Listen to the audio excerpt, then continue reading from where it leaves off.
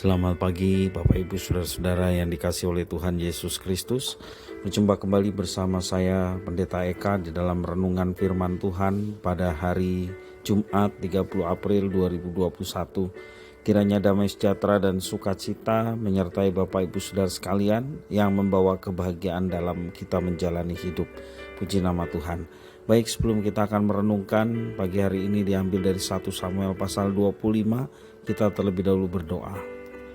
Tuhan Allah Bapa di surga, terima kasih hari yang baru Tuhan percayakan pada kami. Kami mau terus bersama dengan Tuhan, karena bersama dengan Engkau kami boleh mengalami kekuatan, pemulihan, bahkan kesembuhan. Kami mau bersama terus mengisi hati kami dengan kebenaran firman-Mu. Engkau memampukan melalui Roh Kudus untuk kami dapat memahami apa yang Engkau maksudkan, serta menolong kami untuk menggenapi firman Tuhan dalam hidup kami. Terpujilah nama-Mu Bapa, demi nama Tuhan Yesus kami berdoa. Amin. Bapak Ibu Saudara-saudara yang dikasihi oleh Tuhan, dalam pasal ini kita belajar bagaimana kita mengendalikan diri dari provokasi keadaan di sekitar kita yang cenderung untuk membawa kita jatuh dalam dosa emosional, sehingga dapat merugikan orang lain, demikian juga merugikan diri kita sendiri. Bapak Ibu Saudara, kita belajar dari Daud yang diluputkan dari tindakan anarkis yang tentu saja merugikan dirinya sendiri maupun juga orang lain. Bapak Ibu Saudara, kalau kita melihat perjalanan Daud sebagai seorang pelarian, sangatlah wajar ketika Daud memiliki menjadi karakter yang keras. Itulah yang dialami oleh Daud, demikian juga gerombolan yang mengikutinya. Bapak Ibu Saudara, untuk menghidupi kelompok yang besar ini, Daud mengarahkan pengikutnya untuk melindungi lahan peternakan, demikian juga pertanian, dari tuan-tuan tanah ataupun orang-orang kaya yang memiliki ternak dan pertanian yang banyak yang ada di sekeliling mereka berada. Dengan imbalan bahwa Daud dan gerombolannya mendapatkan makan dan minum yang ditanggung oleh mereka semua. Namun, Daud menjaga benar anak buahnya untuk tidak mencuri atau bertindak kasar sehingga mengganggu dan merugikan tanah pertanian dan peternakan dari orang-orang kaya ataupun tuan-tuan tanah yang ada di sekeliling mereka. Masalah terjadi ketika Nabal, orang yang kaya itu, seorang tuan tanah yang lahannya telah dijaga oleh kelompok Daud, menolak untuk memberikan bayaran kepada mereka dan bahkan mengusir mereka dengan kasar. Terprovokasi dengan sikap Nabal yang kasar tersebut, Daud mengerahkan anak buahnya untuk menyerbu dan membunuh semua laki-laki dari peternakan Nabal. Tindakan emosional tersebut tentu saja tidak bisa dibenarkan. Akan tetapi itulah kenyataan yang sedang dialami oleh Daud, demikian juga gerombolan yang dipimpin olehnya.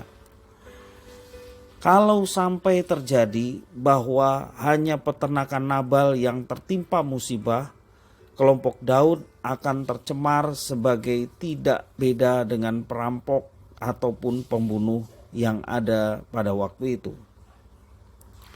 Bapak Ibu Saudara dikasihi oleh Tuhan, disinilah kita melihat bagaimana Tuhan melindungi Daud. Melindungi Daud bukan saja melindungi dari mara bahaya musuh yang menyerang, tetapi di sini Tuhan melindungi Daud sehingga Daud tidak terjatuh dengan emosional terhadap provokasi dari seorang Nabal yang telah menolak permintaan Daud, bahkan mengusirnya dengan tidak sopan. Tuhan memakai istri Nabal, yaitu Abigail, untuk mencegah tindakan anarkis yang kelak bisa sangat disesali oleh Daud. Dikatakan ayat yang ke-32 sampai 34 demikian. Lalu berkatalah Daud kepada Abigail, "Terpujilah Tuhan Allah Israel yang mengutus engkau menemui aku pada hari ini. Terpujilah kebijakanmu dan terpujilah engkau sendiri bahwa engkau pada hari ini menahan aku daripada melakukan hutang darah dan daripada bertindak sendiri dalam mencari keadilan. Tetapi demi Tuhan Allah Israel yang hidup, yang mencegah aku daripada berbuat jahat kepadamu, jika engkau tadinya tidak segera datang menemui aku, pasti tidak akan ada seorang laki-laki pun tinggal hidup pada Nabal sampai fajar menyingsing. Bapak Ibu Saudara-saudara, dalam bahasa Indonesia ada pepatah, sesal dahulu pendapatan, sesal kemudian tak berguna. Pikir dahulu pendapatan, sesal kemudian tak berguna. Artinya setiap tindakan atau perbuatan itu hendaknya dipikir dahulu baik-baik sebelum dikerjakan agar tidak timbul penyesalan di kemudian hari, karena penyesalan tersebut tidak ada gunanya. Daud pun sangat mensyukuri tindakan Abigail yang mencegahnya dari perbuatan brutal penumpahan darah orang lain. Bapak Ibu Saudara-saudara, kalau kita perhatikan di dalam ayat 36 sampai 39, bagaimana Tuhan pada akhirnya membela Daud menegakkan keadilan. Sampailah Abigail kepada Nabal dan tampaknya Nabal mengadakan perjamuan di rumahnya seperti perjamuan raja-raja. Nabal riang gembira dan mabuk sekali. Sebab itu tidaklah diceritakan perempuan itu sepatah kata pun kepadanya sampai fajar menyingsing. Tetapi pada waktu pagi ketika sudah hilang mabuk Nabal itu, diceritakannya lah kepadanya oleh istrinya segala perkara itu. Lalu terhentilah jantungnya dan dadanya dan ia membatu. Dan kira-kira 10 hari sudah itu Tuhan memukul Nabal sehingga ia mati. Ketika didengar Daud bahwa Nabal telah mati, berkatalah ia, "Terpujilah Tuhan yang membela aku dalam perkara penghinaan Nabal terhadap aku dan yang mencegah hambanya daripada berbuat jahat. Tuhan telah membalikkan kejahatan Nabal ke atas kepalanya sendiri." Kemudian Daud menyuruh orang untuk berbicara dengan Abigail tentang mengambil dia menjadi istrinya. Bapak Ibu Saudara-saudara yang dikasihi oleh Tuhan, pada akhirnya Nabal mati oleh karena Tuhan yang telah memukul Nabal dari segala kejahatannya, baik kejahatan terhadap keluarganya, demikian juga kejahatan terhadap Daud dan gerombolannya. Kematian Nabal meredakan amarah Daud dan merasakan bahwa keadilan Tuhan telah ditegakkan. Bapak Ibu Saudara-saudara yang dikasihi oleh Tuhan, Tuhan tahu tantangan hidup anak-anaknya di dunia ini tidak mudah. Walau mau menjalankan hidup kudus, ada saja hal yang bisa memprovokasi atau menggoda anak-anaknya untuk jatuh dalam dosa. Akan tetapi Tuhan juga siap menolong kita bahkan lewat orang yang tidak kita sangka-sangka untuk mengembalikan kita kepada jalan yang benar, kepada sesuatu yang sesuai dengan rencana dan kehendaknya, tidak bertindak sendiri yang sesungguhnya menjerumuskan kita kepada sesuatu yang merugikan baik orang lain, demikian juga diri kita sendiri.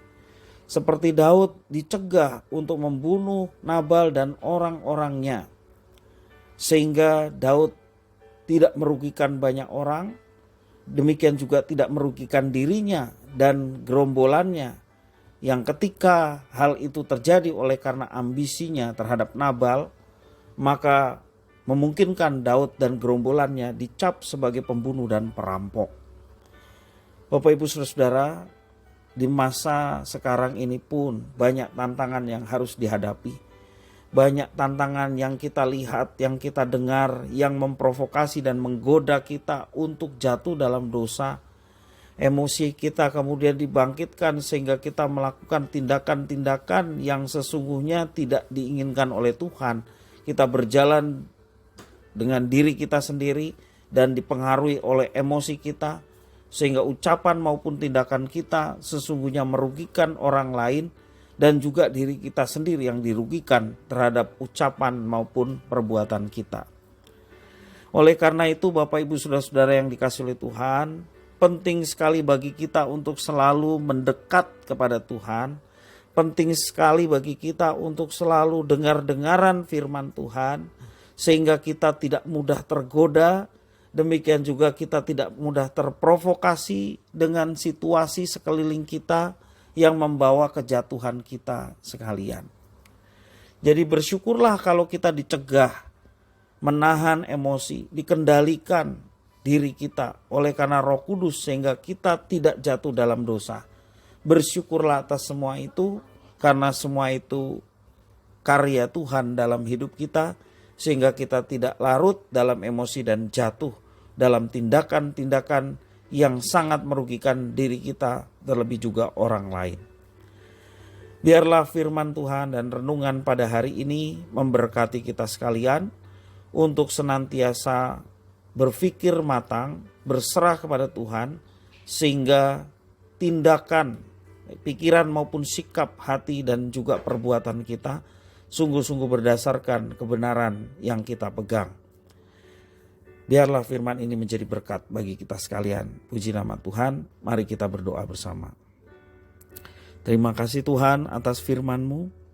Kami mohon Engkau melalui Roh Kudus yang ada dalam hidup kami, Engkau yang memampukan kami untuk kami dapat mengendalikan diri kami, sehingga kami tidak mudah terprovokasi dengan keadaan di sekeliling kami, yang sesungguhnya jebakan dari iblis untuk kami tidak hidup seturut dengan kehendak-Mu.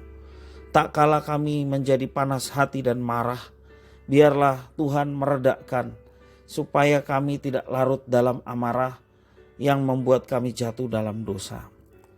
Dan biarlah Tuhan yang memampukan kami untuk bersabar menghadapi segala sesuatu, sehingga kami tetap tenang dan kami percaya keadilan datang dari Tuhan, dan Tuhan sendiri yang akan menyatakan keadilan dengan perkara yang sedang kami hadapi. Apapun yang sedang kami hadapi, kami mau serah sama Tuhan, karena Engkau Allah yang adil, maka Engkau yang akan menyatakan keadilan-Mu dalam kehidupan kami anak-anak-Mu. Terpujilah nama-Mu Bapa atas firman-Mu, kami bersyukur atas semuanya. Demi nama Tuhan Yesus kami berdoa dan bersyukur. Haleluya. Amin.